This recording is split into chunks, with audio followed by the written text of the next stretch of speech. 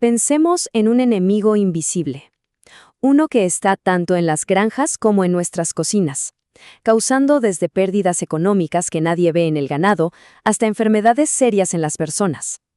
Hoy nos metemos de lleno en el mundo de la campylobacteriosis, una infección bacteriana con un impacto muchísimo más grande de lo que podríamos imaginar. Para entender el problema, claro, primero hay que conocer al adversario. A ver, imaginen un microorganismo chiquitito, con una forma curiosa como de coma o de alas de gaviota, y que además se mueve como un sacacorchos. Bueno, esa es Campylobacter.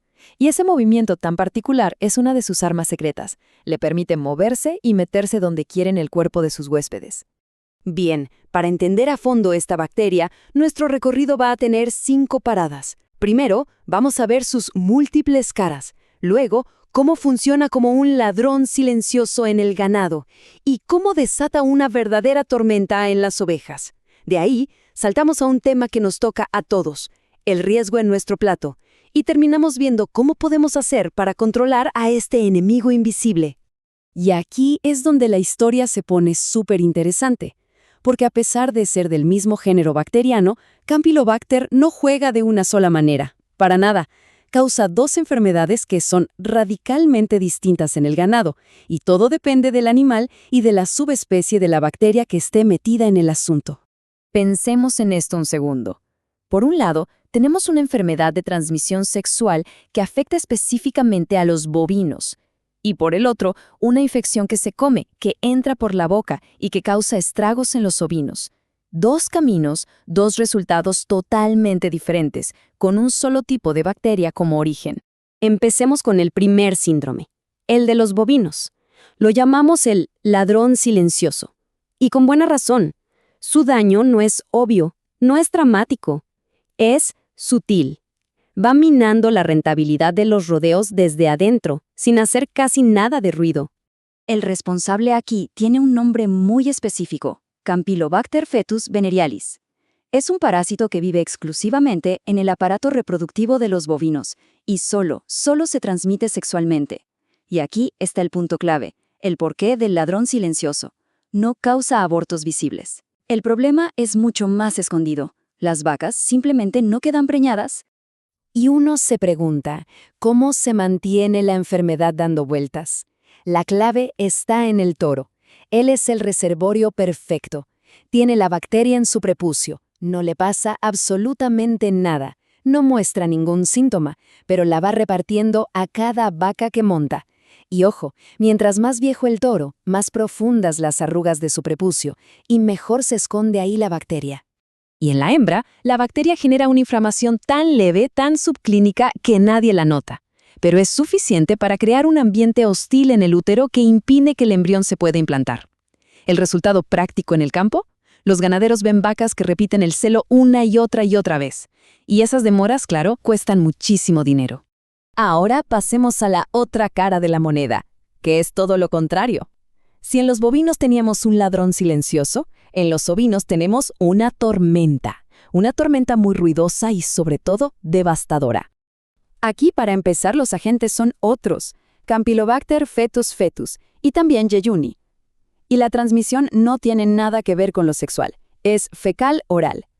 Las ovejas se infectan al comer o beber algo contaminado. La bacteria entonces viaja por la sangre, llega al útero y el resultado es dramático, oleadas de abortos justo en la recta final de la gestación. Entonces, para que quede súper claro, recapitulemos estas diferencias que son fundamentales. Tenemos el mismo género de bacteria, pero con agentes distintos, rutas de transmisión totalmente opuestas y consecuencias que no se parecen en nada. La infertilidad silenciosa en vacas contra las tormentas de abortos que son imposibles de no ver en las ovejas.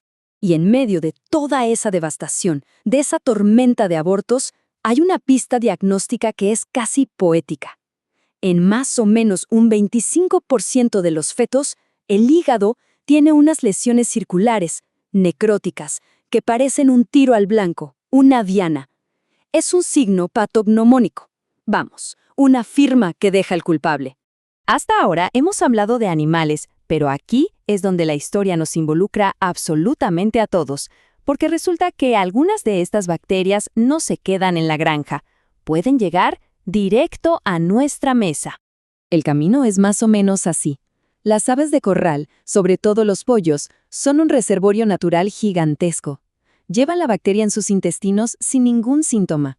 Durante el faenado, la carne se puede contaminar. Y si después esa carne, especialmente el pollo, no se cocina del todo bien o si se consume leche sin pasteurizar, la bacteria llega a nuestro sistema digestivo y ahí arranca el problema. Y no es un problema menor. Olvidémonos de bacterias raras o exóticas. Campylobacter es una de las superestrellas de las intoxicaciones alimentarias. Es una de las causas más comunes de diarrea bacteriana en todo el mundo. Estamos hablando de millones de casos todos los años por culpa de este microorganismo. Y aquí viene el punto más crítico. A ver, la mayoría de las veces es una gastroenteritis muy desagradable que se pasa sola, pero en casos muy raros pasa algo terrible. El sistema inmune, en su lucha contra la bacteria, se confunde y empieza a atacar los propios nervios del cuerpo. El resultado es el síndrome de Guillain-Barré, una parálisis que puede ser devastadora. De hecho, esta bacteria es la principal causa infecciosa que conocemos para esta grave condición neurológica. Conociendo ya las dos caras de la enfermedad y el riesgo que supone para la salud pública, la pregunta es obvia. ¿Y qué hacemos? Bueno, pasemos a ver las estrategias para controlar a este enemigo. Lógicamente, las estrategias son tan diferentes como los síndromes. En bovinos, la clave es cortar de raíz la transmisión sexual, usando inseminación artificial con semen que esté libre de la bacteria. La vacunación es muy efectiva, incluso para curar a los toros que ya son portadores. En ovinos, en cambio, la prevención pasa por vacunar antes de la temporada de cría, y si ya se desató un brote, se usan antibióticos para intentar detener la tormenta de abortos. Y en lo que a nosotros respecta, la prevención está en la cocina. La regla de oro es cocinar muy bien el pollo, que no quede nada de carne rosada cerca del hueso. También es clave evitar la leche cruda, la no pasteurizada, y tener mucho cuidado con la contaminación cruzada. No usar la misma tabla de cortar para el pollo crudo y para la ensalada. Son pasos simples, pero increíblemente efectivos. Y cerramos con esta pregunta. A diferencia de otros patógenos, Campylobacter es un comensal, un habitante normal del intestino de muchos animales que consumimos. Y esto plantea un desafío inmenso.